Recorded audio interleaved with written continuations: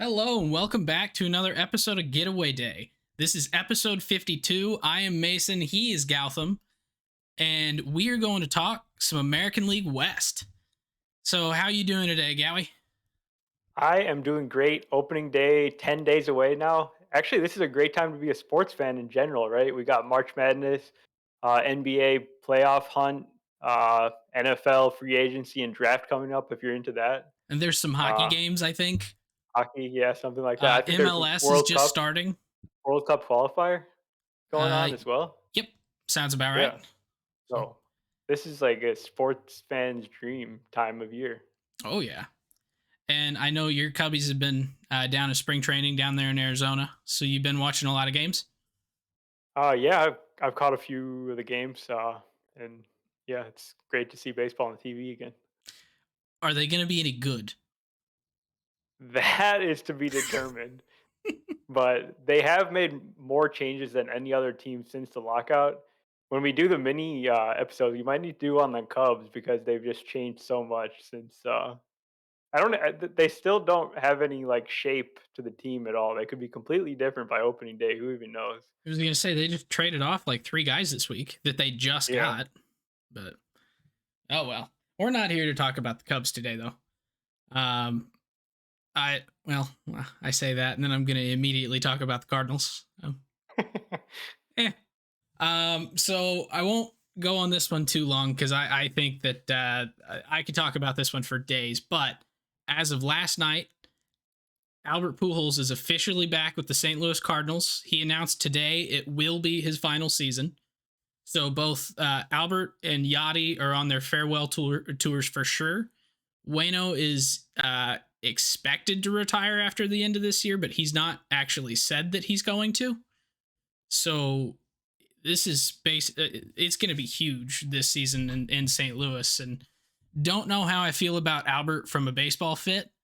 Ollie Marmol seems to like it, but then again, I think Ollie Marmol is just going to like having Albert in the room. So I don't think he can say that he doesn't like it. Also, well, especially in the press conference, sitting right next to Albert. yeah.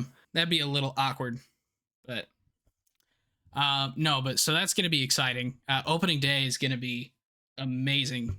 Opening day ticket prices doubled from last night to this morning. So glad I got my tickets weeks ago. Yeah, that's definitely gonna be an awesome game to be at, and I think just from sometimes you got to just make some decisions that are not They don't just make focused baseball on the. sense, Yeah, but they exactly. make So sense from the story. this move just makes a ton of sense. Like I feel like it was always headed this way. Yeah, and I mean, heck, we were calling it when he got DFA'd. Well, not we, but Cardinals fandom was calling it when he got DFA'd from the Angels last year, and seeing him go to the Dodgers hurt a lot. But it's over and done with. He's shown that he actually does still have a little bit left in the tank if you use him right. So now, if the Cardinals can start implementing more platoons, we actually might be able to maximize his final year to give him some good numbers, give him the farewell tour, use his experience to help teach these younger guys that are coming up, like Lars Nootbaar, Gorman, Yepez, Donovan, all of them. So should be a really fun season if you're a Cardinals Let's see fan. if you can reach A-Rod's home run record. I think he's 18 short. What was A-Rod's home runs? 696. 696. Yeah, so he is at 679. Yeah. So, yeah. He certainly will not reach 700. Because I think based on his home run rate from the last 2 years, he would have to get 420 at bats or 420 plate appearances to reach 70. Can't speak. 700 home runs. So, and that was John Morosi tweeted that one out. So, but all right. But anyway, we're not here to talk about Albert, the Cubs. We're here to talk about the AL West. Now, when I started preparing for this episode, I was actually, this is probably the one that I dreaded the most. And I say that knowing full well I absolutely love what this Mariners team has been doing and am so excited for this Mariners team. But just looking at the transaction logs of free agents that have left or guys that have been traded away versus guys that have come into the division, it just seems so lopsided. If you just look at the division as a whole, and it felt to me that maybe this division was getting worse. So decided to actually look into that a little bit deeper. We put together a sheet that was basically looking at all of the transactions. So guys who have come from different teams in or from this team had left. It doesn't incorporate any internal, like guys coming up from AAA or whatever, and looked at how that might affect the team war based on projections, based on last year. And it turns out that this division is actually, for the most part, pretty much the same. It got significantly better hitting, and that's from the Rangers bringing in Marcus Semien, bringing in Corey Seager, and all those guys. But a lot of these teams are really not a whole lot different on paper.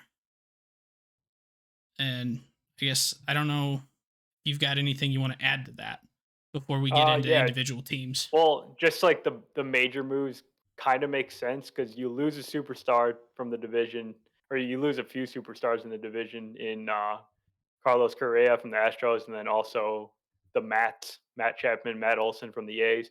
A's clearly got a lot worse, but then the Rangers bring in two star players, so it kind of balances out like that. Yeah, and then like even with like the Angels, if you look at their transaction log, they cut or lost about 2 times as many guys as they brought in. But overall, the Angels have actually improved slightly in WAR projections. If you're going based on actual WAR from last year, if you're going on WAR per 162 over the last 3 years average, whatever, the Angels have just got way better. And their pitching is about the same for 2022 projections versus actual 2021 results.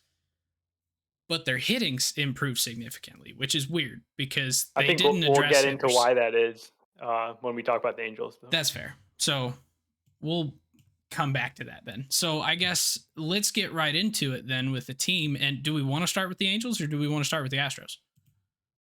Whichever is fine with me. Well, let's go ahead and keep talking about the Angels then. Okay. So, like I was saying, the Angels have made some quite a few moves.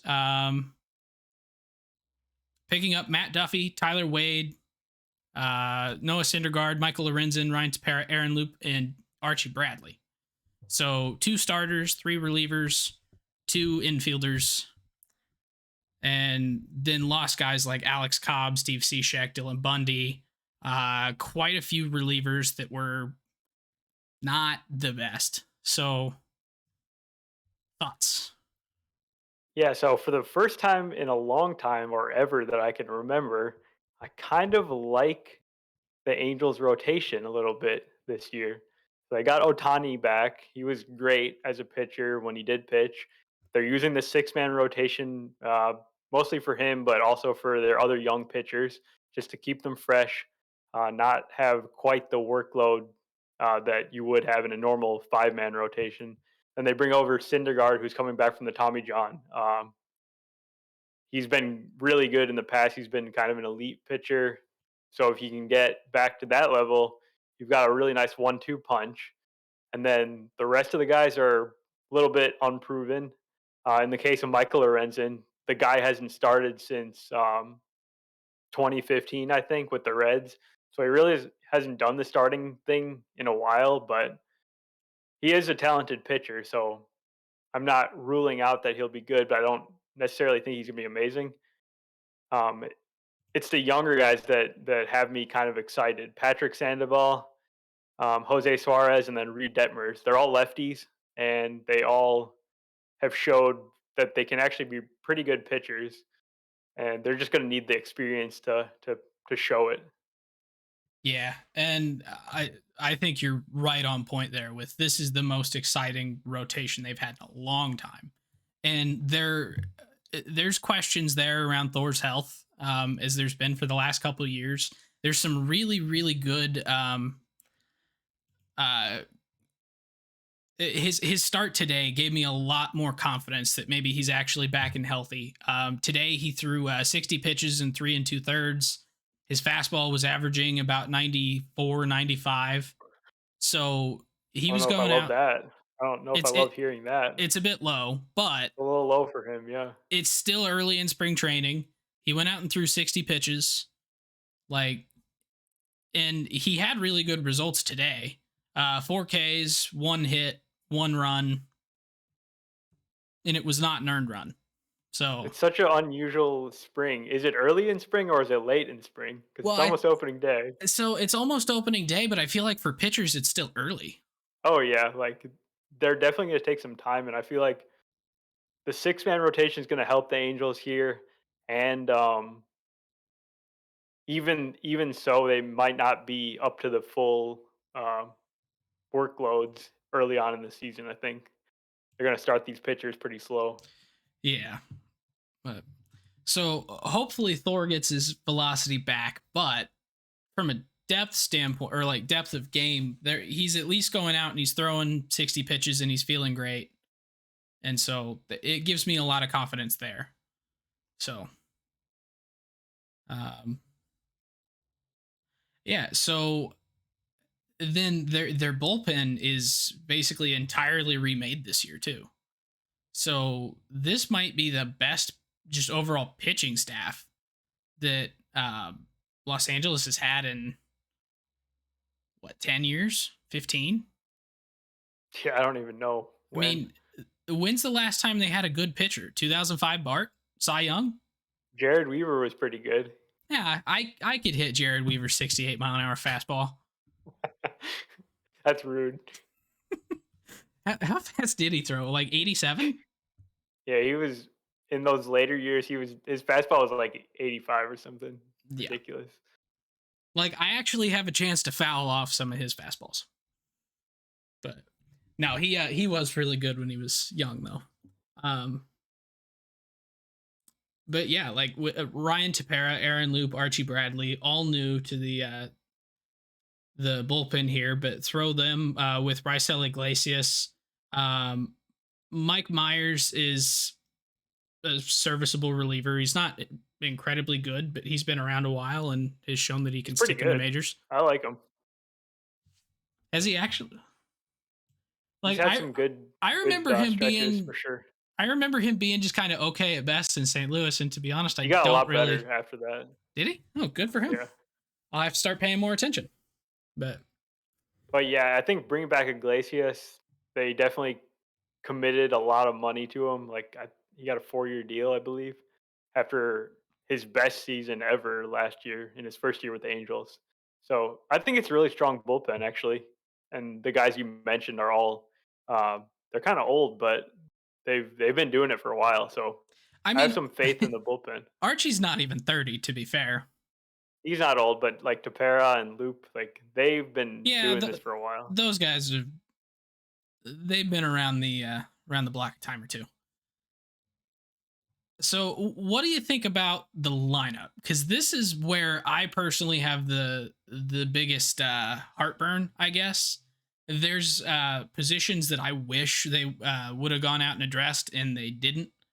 Namely, middle infield, where they're going to be Yeah. throwing out David Fletcher at short and Matt Duffy at second.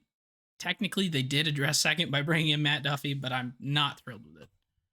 I'm really excited about the lineup actually. I think if all the guys stay healthy, they're going to put up a ton of runs just based on the star power that they're putting out there at the top of the lineup. So Otani's confirmed to be the leadoff man. You got Mike Trout behind him, Jared Walsh, Anthony Rendon, top 4. That is a scary group to face. Now, is even if Rendon is healthy, is he gonna be good? Like, was he good when he was healthy last year? Because I thought he was just kind of in at best when he was healthy. I don't think he was healthy at all last year. Okay, so He was basically, playing through the injuries. He was kind of we injured in should just 20 as well. probably write off I most think of his so. Angels stint so far. Yeah. And then you do get the young guys in Brandon Marsh, Joe Adell, Max Stassi, as far as catchers are concerned. very serviceable hitter. Yeah, so I think Adele and Marsh are the keys to this lineup, right? The top four, we kind of know if they're healthy, they're probably going to be pretty good to amazing, like Otani and Trout and Rendon. Those guys are going to be elite hitters. But with Adele and Marsh, they have both had a taste of the major leagues. Adele struggled a lot. He kind of played a lot better at the end of last year. This spring training, he's looking really good. I think he has 3 homers and 3 steals. So, I mean, he's got superstar upside. If he can figure it out, that's one other guy in the lineup that is going to be awesome for them. Yeah, and he's only 23, so like he's got Yeah. a lot of just continued growth and maturity at the majors. So once he figures it out, he's just going to keep getting better. And Brandon Marsh is kind of the same way, isn't he? Like not quite as high upside as Adele, but still a really high upside guy. He was one of the top prospects of the Angels for a very long time, wasn't he? Yeah, for sure. He's another guy that just needs to play, and we'll see where it goes.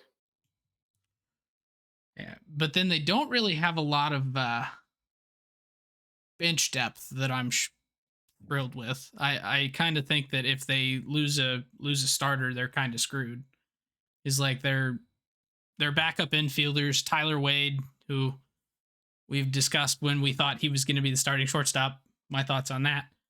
Jack Mayfield, Justin Upton is not been the same guy the last couple of years. Taylor Ward and Kurt Suzuki, who is not really that great a hitter anymore. So their bench is kind of lackluster there.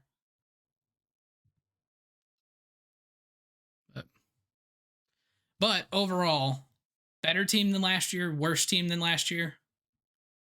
I think just adding Mike Trout back for a full season just automatically makes you much better. And the thing is, the Angels won 77 games last year, something like that. So they roughly, without Rendon and without Trout for most of the year, they were able to be roughly 500. 77 and 85.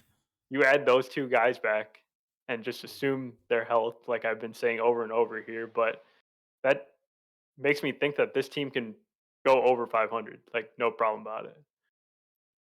They also haven't finished over 500 in 7 years, which is hard to believe. 6 straight losing seasons with Mike Trout, Yeah, that's not and good. and they finally put together okay supporting cast for him. Yet there was no Mike Trout that season last year. Yeah. So hopefully his calf looks phenomenal. I've seen pictures of it. Best looking his calf has ever been. Thanks for your opinion there, I mean, hey, it's an attractive calf. What can I say? Dr. Lott, doing work. No, I'm just looking at the aesthetics of the leg. Like I don't know how it's gonna work, but aesthetically pleasing calf. It's not weird at all. Oh well. But yeah, so I guess let's go ahead and move on from the Angels here, unless you've got any other closing statements after I've made it weird with the whole leg comment. Yeah, we'll just leave it at that. All right, so let's go over to Houston. So Houston was the front runner in this division. They've been the reigning champs for a couple years now. They won a World Series in there. They've been dominant for the last 5 years since 2017. And now they're finally starting to lose that core that won them their championship. Last year they lost Springer. Well, this year they lost Correa. So they're down to basically just Bregman and Altuve of that main core of guys left. But they also lost Zach Greinke, Kendall Graveman, Brooks Raley, Yimi Garcia, and Marwin Gonzalez, all while adding Nico Goodrum and Hector Neris. And then they are getting Justin Verlander back. And that is huge in my opinion. Especially losing Greinke. But yeah, so they lost those. You mentioned the guys they lost from their core, which is definitely true. Losing Correa is going to be a big deal for them because he's one of the best shortstops in the game. offensively and defensively. But what the Astros have done is they've kind of replenished their core by adding guys like Alvarez and Kyle Tucker. So they've kind of got those young studs um, there in place to go with the guys that are still in place, like Altuve and Bregman. That's a very valid point. I guess where my brain was at was Alvarez was already kind of there when the rest of the core was still there, and I guess it just kind of didn't click in my head there. But because he came up in 19, right? Yep. Yeah. But no, so this Houston team though lost a lot of pieces of their bullpen. Where am I looking? Yeah, lost three relievers. They lost one of their starters. And then they brought in free agency just one reliever and then got Verlander back. So how are they replenishing that? Are they still as good as they have been? I think the loss of McCullers, who got injured in the playoffs last year, and then there's kind of been basically no new information or very little information about how that recovery is going. He's definitely going to be missing a lot of time, and the comments that I heard from Dusty Baker did not sound too optimistic that he would even come back at any point this season. They said like they're hopeful that he would not miss the entire season. So, not great. Yeah, no. Verlander helps a lot. They do have some really good young pitchers like Framber Valdez, Luis Garcia, Jose Jose Urquidy. Urquidy. Like they're all strong pitchers, and they also got Christian Javier out of the bullpen to start the year. So they've got a little bit of starting pitcher depth. Bullpen should be fine. Usually they figure out a way. Hector Neris is a nice addition, I think. Yeah, and to be honest, their bullpen was still pretty good with guys like Phil Maton, Ryan Presley, Pedro Baez. Like they've got decent pieces in there already. So probably not the end of the world there. How do you think Verlander is going to do? I think he's going to do pretty well, honestly. I watched him. I only watched him the one time in spring, that first one. But he looked really good, and then he felt really good after it. He pitched again. Today I think, didn't he? I don't know. But yeah, Verlander's definitely like the one guy who is 39 years old coming off the Tommy John that you still don't want to bet against just because of how everyone knows kind of the way he trains. And that guy has this very special talent He's for sure. he's kind of the Tom Brady of the MLB. Like as far as just like how much he cares about his training and making sure his technique is right. Yeah. But yeah, so I've got no concerns in Verlander. So I guess the last question here is we've kind of identified a big hole in Correa leaving. How is Houston filling that hole? Yeah, so they didn't go out and they didn't get Trevor Story like I thought they might.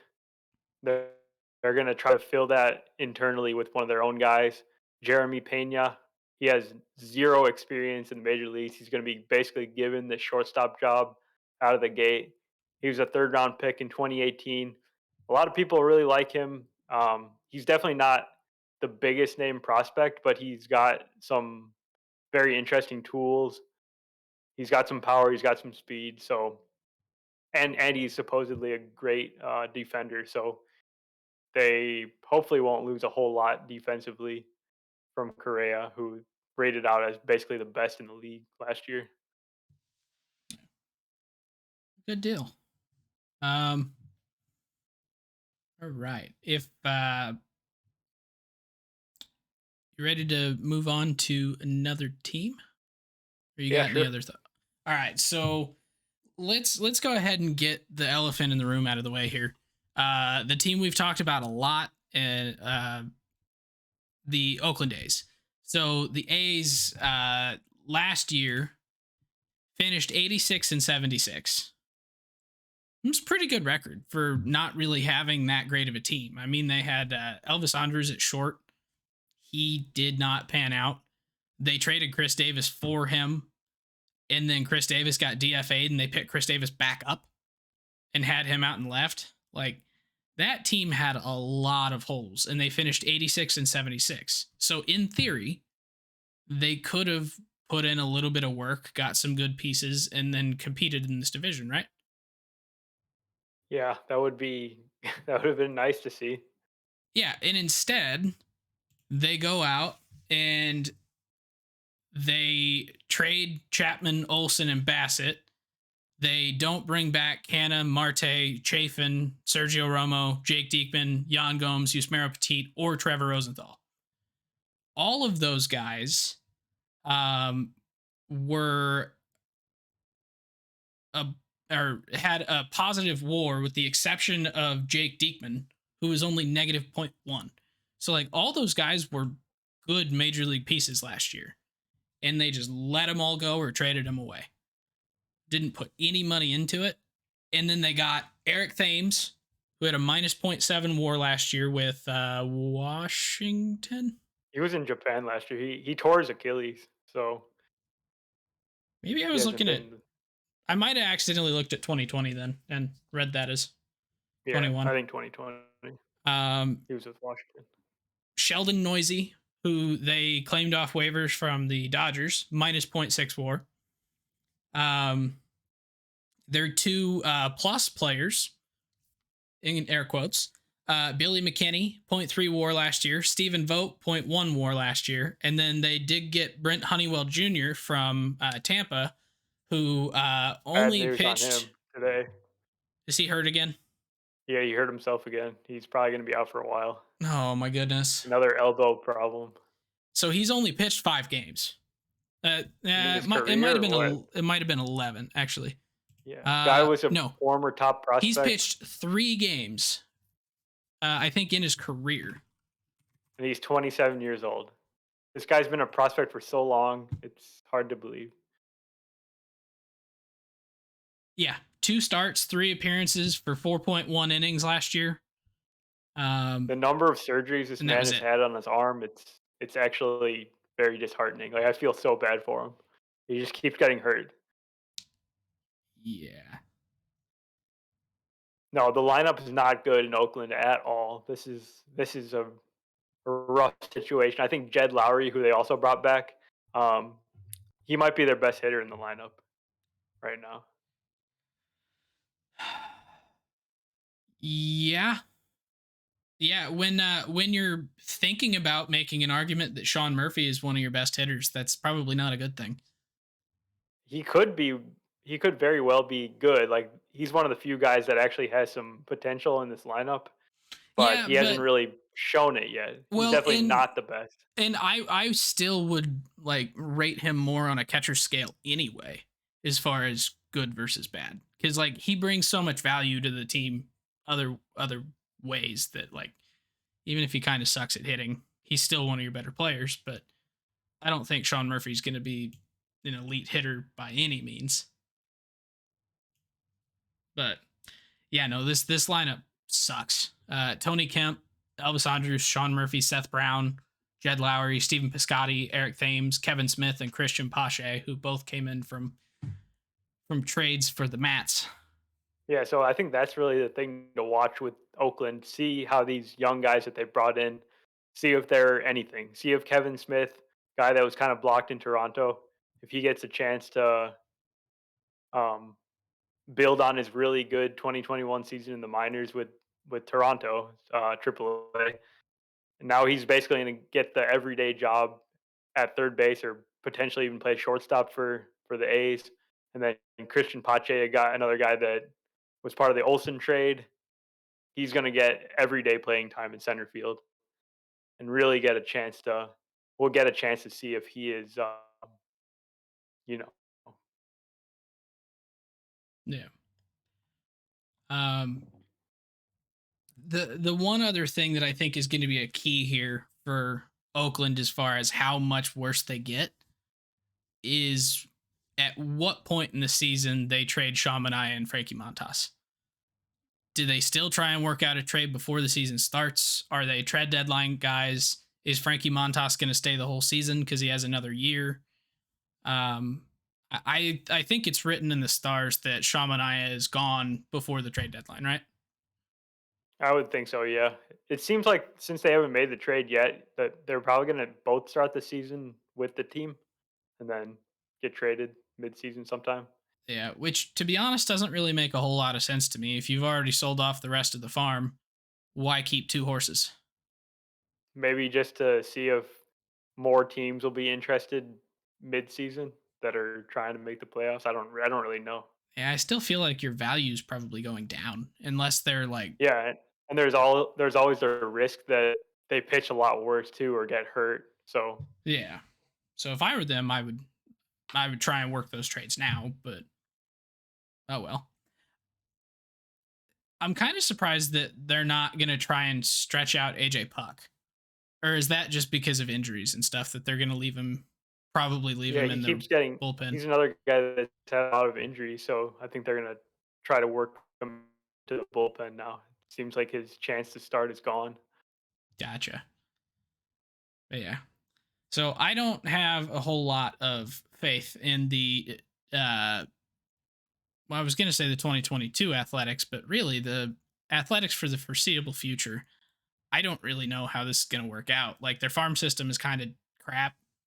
Their major league roster is kind of crap.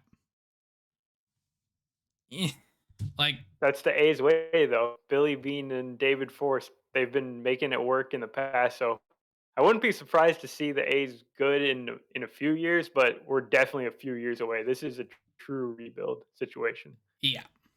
So then and now we got two other teams who have been in.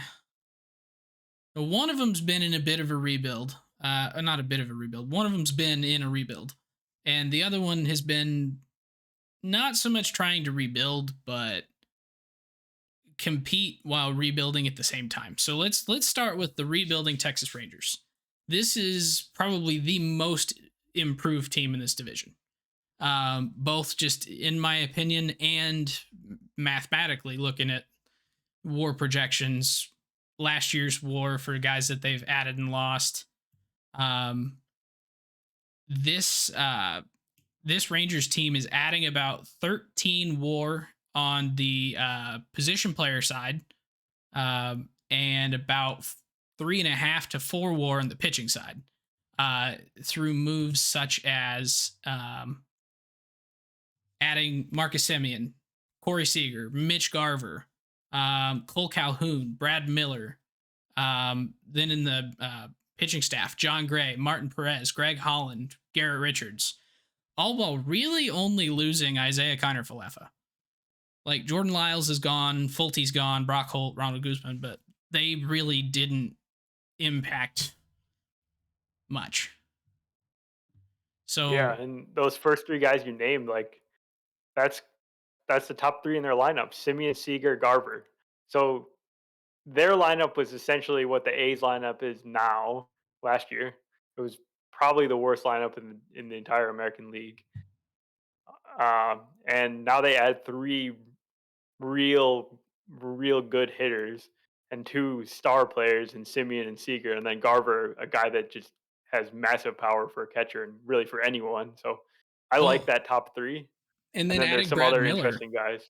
Brad Miller, another guy with crazy power against Yeah, he's right-handed a pitchers. he's a 1-2 war guy every year, and he only plays like, excuse me, he only plays like what, maybe 400 half the plate appearance or games. something. Yeah. Yep. And Calhoun's the same way. Yeah, In short spurts, he's gonna play and he's probably gonna hit a bunch of homers. So I think they've just added a bunch of good things to their lineup here. yeah. Brad Miller has not eclipsed 400 plate appearances since 2017, and he has been a 1 WAR player 3 times. So platooning him and left, they're gonna get some real impact value there.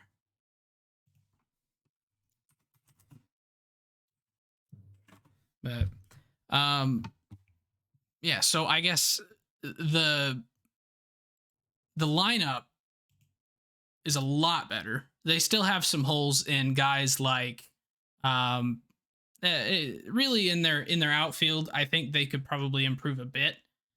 Cole Calhoun, serviceable player, not really anything flashy.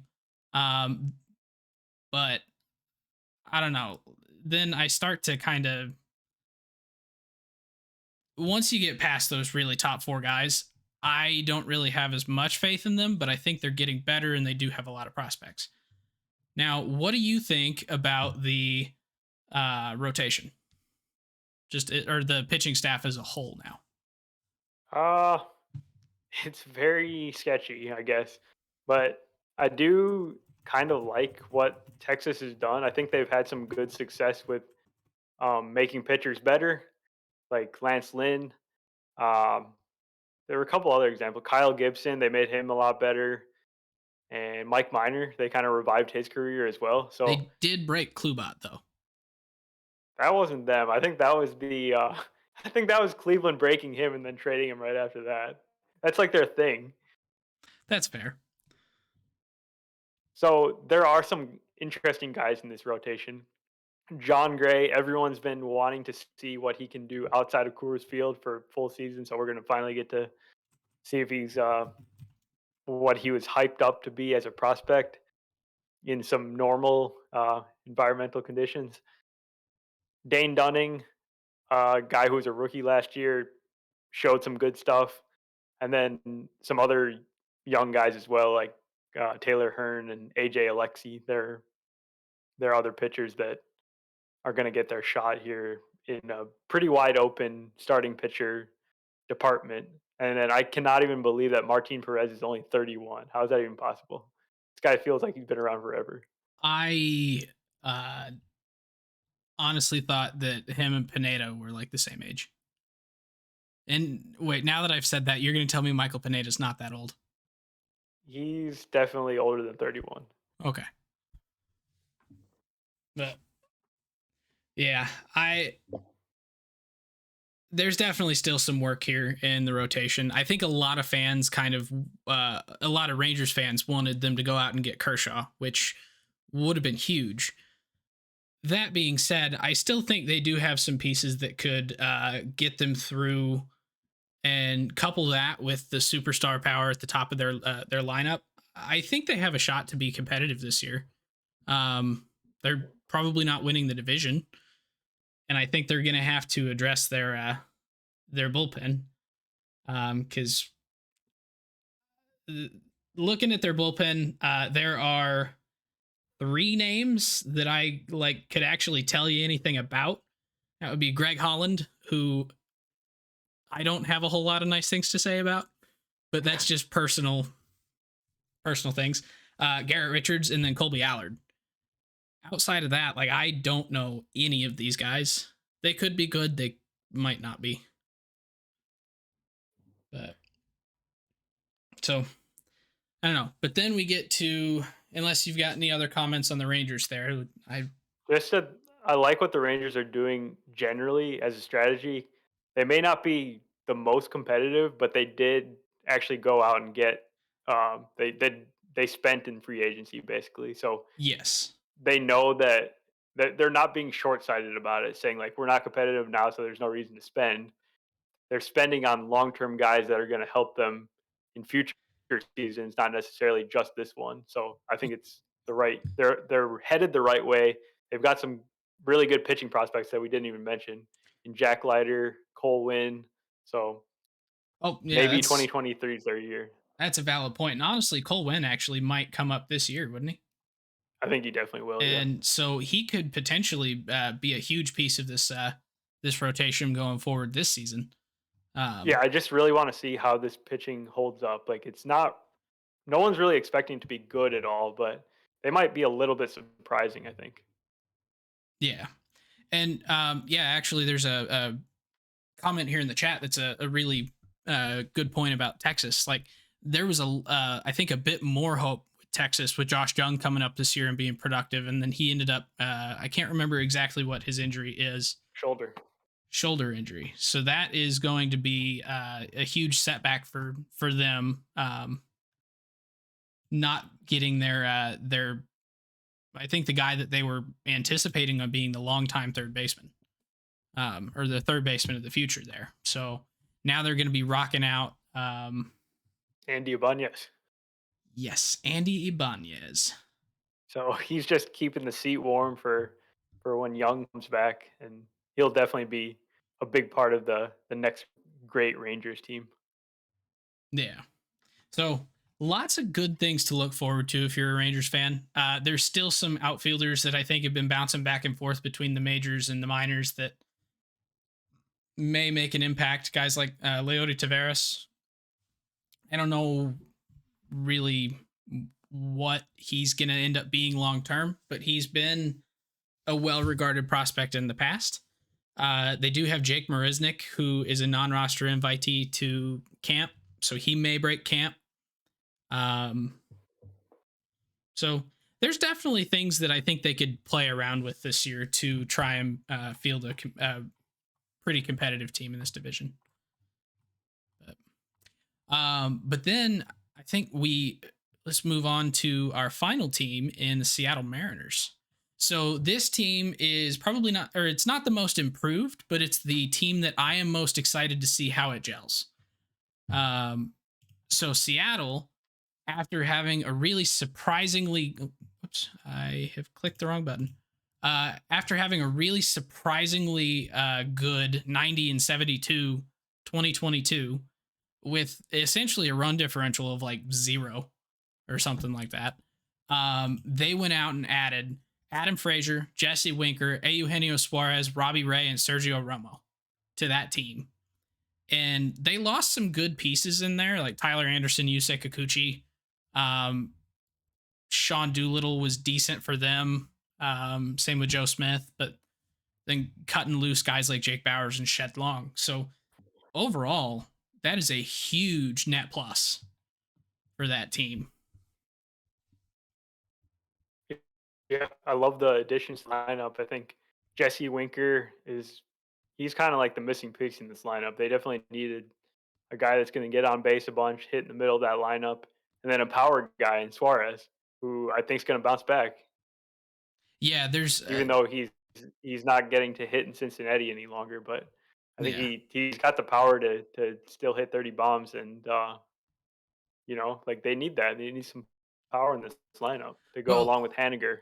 Well, and we were talking about Suarez a couple weeks ago, and kind of everything at the end of last season was pointing to him turning it around, and like all of his underlying numbers were still good, and I think it was just a matter of getting back in the swing of it, and breaking out of that hint or that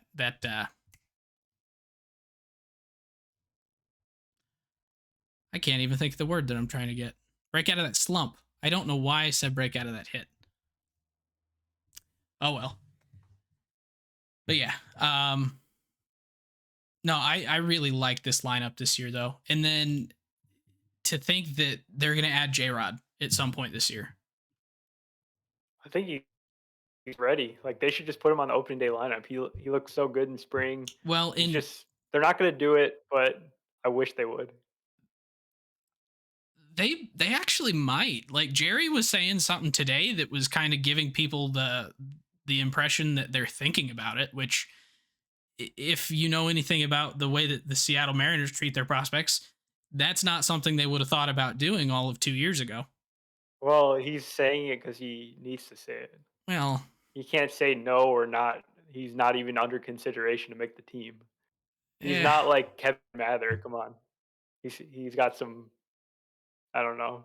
He's thinking about what he's saying. He's actually a GM, and he's saying GM things. Is that what you're saying? Yeah. But even without bringing him up, like their opening day outfield would be Jesse Winker, Mitch Haniger, and Jared Kelenic. Like there's definitely worse opening day outfields. Yeah, no question about it. Yeah, that's going to be a deep outfield. They're going to have to figure out what exactly they're going to do when Rodriguez does come up. Honestly, I think probably what'll happen is Toro is going to get less plate appearances, or he'll platoon with Suarez, and then Winker will be a more full-time DH. Yeah, I can see that. Yeah, but then that's the lineup here, and really the kind of big hole in my eyes in this lineup is JP Crawford at shortstop. Not exactly the best hitter, but this lineup is kind of built to score some runs. So you can stomach a JP Crawford batting there sixth, seventh, playing you a good defensive short. Like I really like this lineup. I do like that they signed Billy Hamilton to a minor league deal, and he's at spring training for them. I think that'd be really funny to see him come back up. Every team needs a Billy Hamilton, man. They He was do. good with the White Sox last year. Uh, So then let's talk about their pitching staff a little bit. So they added Robbie Ray on like a 5-year deal, I think. Yep, 5-year deal, Cy Young winner. So he's coming in and off his Cy Young season. Do you think he's going to be able to replicate that at all? Yes, I do. Replicate, maybe not exactly, but I think he's going to be very, very good. He's absolutely um, a guy that I would feel comfortable giving a big contract. Now that the more I've thought about it, the more I like a lot of things that he does.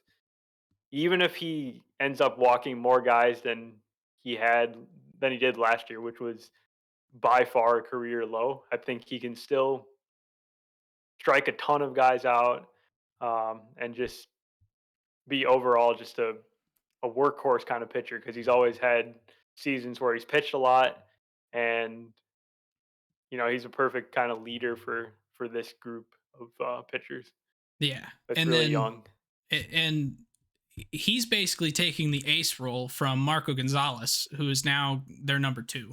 Marco had been kind of like since Felix left, he was kind of like the guy that was left. A really, really good pitcher. But I think now that he's not gonna have to shoulder the load of being the ace and he can just kind of do his thing, um, that's a really solid 1-2 in that rotation. Then you get to some of these younger guys or less experienced guys. In the case of Chris Flexen, not exactly young, but um, we're gonna get to see a full season of Logan Gilbert. Uh, then who's the 5th starter? Is it Matt Brash? Do they decide to bring up George Kirby because he's been getting some spring starts? I really hope it's Matt Brash. So Matt Brash, if you've ever seen him pitch, he's like max effort on all his pitchers. So no one really knows if he can really be a starter, but his his slider is not just one of the best pitchers in the minors. It's potentially like the best slider in all of baseball. Like the pitch is that good. So I'm really curious to see how he does, and I hope they give him a shot to start the season. Well, and he's got a big league number in spring, so could be a good sign. Like they issued him number 47, and Chris Flexen's still rocking that 77. So who knows? Um, yeah, and then George Kirby probably will be up at some point this year as well, giving them a little bit more depth. Granted, he's still really young. He's let's see, where's it at? 24 years old. He's not on the 40 man yet, so he's pretty much guaranteed not to be on the opening day roster. But he's been a really solid pitcher there in AAA. I don't think he actually reached Oh, did AAA he though, not? Oh so no. he's going to take some time to get there. Huh, could have sworn he pitched at AAA last year, but no. Double A. He rocked out to 2.77 ERA in 26 innings at Double A after a 2.38 ERA and 41 innings in Single A. So he really actually didn't pitch all that much last year. No, so I think he's got a little bit more work to do before he makes it up.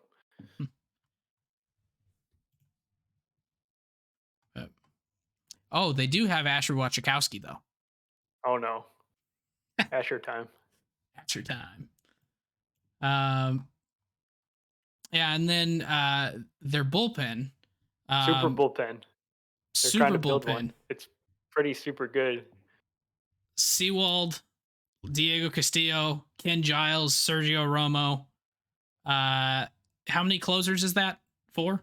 Streckenrider, is that 5? Yeah, pretty much. Yeah, They know that you could only get 1 save per day, right? yeah. Scott Servers doesn't care about saves. He's new school, I guess. So But yeah, they've got plenty of really good pitchers that can pitch in high leverage situations.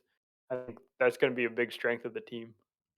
yeah, and then they've got young guys like Andres Munoz who came up from San Diego in the.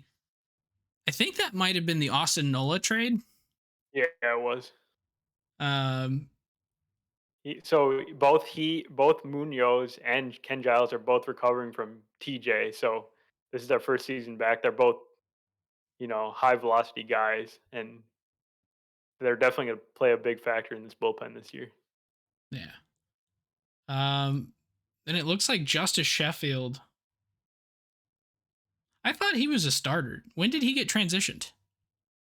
I mean, he's probably their sixth starter right now. Okay, So gotcha. But so their bullpen kind of reminds me of a like the little brother to the White Sox super bullpen. yeah, for sure. But It's definitely one of the best, I think, in the American League. which is, well, I don't, is that saying a lot? If I feel like there's some really good bullpens in the American, like a lot of really good bullpens in the American There League. are, like the Rays and the Yankees. So Yeah. Let's see. And then I guess everything we've said here about Seattle, and we kind of forgot to mention that 2 years ago's Rookie of the Year, Kyle Lewis, is not even like in yeah, conversations right now because he's coming off knee injury or knee surgery last year. so he's going to be coming back a little bit slowly. I think I'm not sure when he's projected to come back, but if they get him back, that outfield situation gets even more crowded. Yeah. But he might be the best fielder to play center field. Yeah, and then they also have Evan White, who's out with injury, which I don't know that he's necessarily got a spot in the lineup right now with the way it looks, because I think Ty France is probably going to be their first baseman. Yep. Because they've got, what, 5 third basemen on this roster? What? Really? Abraham Toro, Eugenio Suarez, Ty France. I think Ty France's third base days are over. Well, they should be over, but like They're over. Don't worry. all right. So then they've got 2 to 3. Dylan Moore, is he a third baseman at all? No. Second base? Yeah, he's like a second base outfielder kind of guy. Yeah. But yeah, no, this is a really exciting young team. I'm really looking forward to watching a lot of Mariners games. I just wish that they weren't, West Coast, so that I could actually watch some of these games. Just move to the Pacific Northwest. That'll solve your problem. I might, because then I could start watching baseball at like 9 a.m. on the weekends. Yeah, Ooh, that'd be perfect. that is perfect. All right, you and I are going to have to get a studio apartment together out there because we can't afford apartments out in the Pacific Northwest on our own. Yeah. So, let's see. You got any other comments on the Mariners or just kind of in general? Well, I guess then we'll do predictions.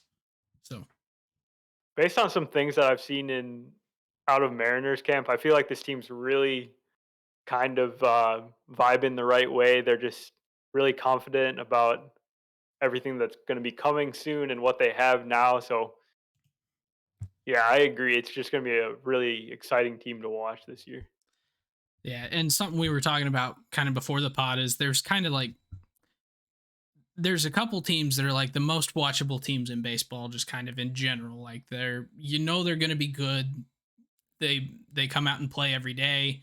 That's teams like the Dodgers, and just these other like super teams. But then you've got kind of this next group of teams that you could see being right on the cusp of being those dominant for a long time. The Mariners here and the Detroit Tigers are kind of those two next ones that I see, at least. So should be fun watching them grow into it, and I think they've got a real good shot at least second in the division in a wild card, if not making a run at the title.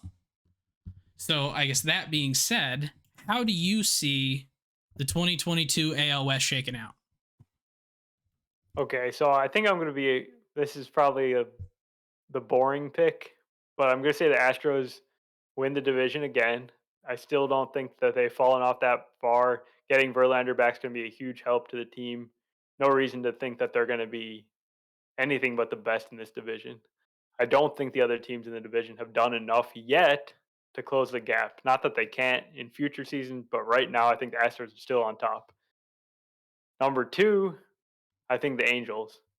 The Angels finally break the playoff drought and they make it as a wild card, getting Mike Trout back, the better pitching that we mentioned, pretty good bullpen. I think I feel like I always pick the Angels to make the playoffs and they never do. But So maybe I you're just the problem. I'm the problem. Pick them to miss it. No, I can't. I gotta pick them to win it. Um, then I'll go Mariners, and then I'll go. Um, If you don't go Rangers here, I'm gonna smack you. I'll go Rangers. All right. Rangers, and I was then gonna A's. say the But the A's always surprise. Like they always got some surprises up their sleeve. They always seem to overperform. They're really bad though. but they usually overperform while also still having like 1 to 2 pieces coming into the season that you're like, those two were good. They don't have that now.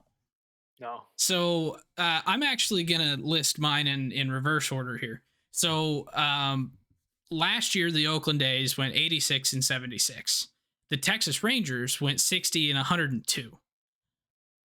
I could honestly see this A's team only winning 65 games, maybe. And like, I think they're that bad. Like, especially if they trade off Manaea or Montas or both.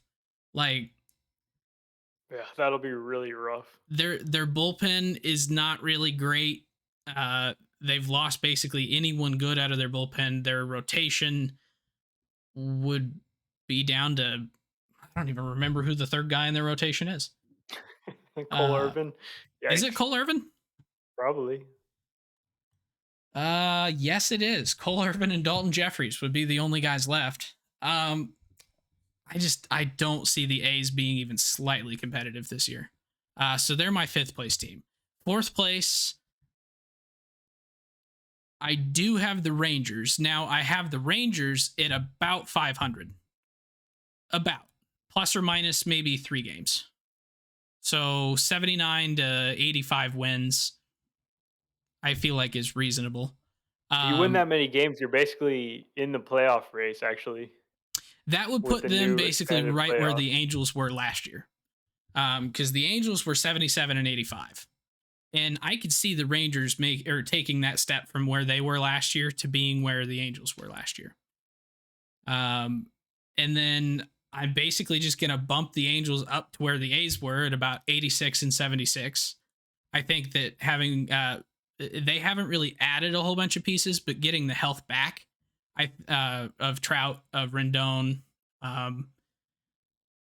having did Ohtani pitch in the first month last year? Was that when he was still coming back from injury? No, he pitched the whole season. Okay, so I'm thinking 2020 then.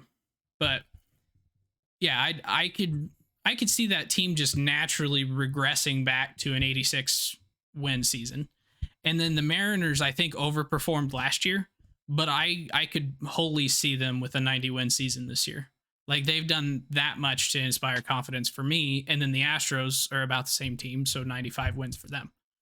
So I guess that was a really long-winded way for me to say Astros, Mariners, Angels, Rangers, A's. All finishing with roughly the same standings as this year, or as 2021 just flipped the order of the teams. Yeah, Angels Mariners is going to be, I think, a fight. That's going to be really close, Yeah. whichever way it finishes out. And the Astros are a good enough team that they could go on to win 102, or if the rest of the division is competitive, they could be right there, and it could be a 3-way race for the division crown. So it'd be really interesting to see how it plays out. But yeah. So that is really all I've got on the rundown today. Is there any other things that we need to talk about? AL West, baseball in general? No, I mean we've chugged our way through these 5 out of 6. Now just one more to go on Wednesday. Oh yeah, so we will be back at our normal time on Wednesday at 8:30 p.m. Eastern time on Twitch to do our final division preview of the National League West, and then we'll probably be recording and putting out some little mini episodes. I think we were talking earlier, we might need to do one on the Cubs, the Reds, the Twins, the Red Sox. We've got a couple planned. And then next Wednesday will be our kind of overall season expectations. And then we get to opening day. So we're getting down to the wire here.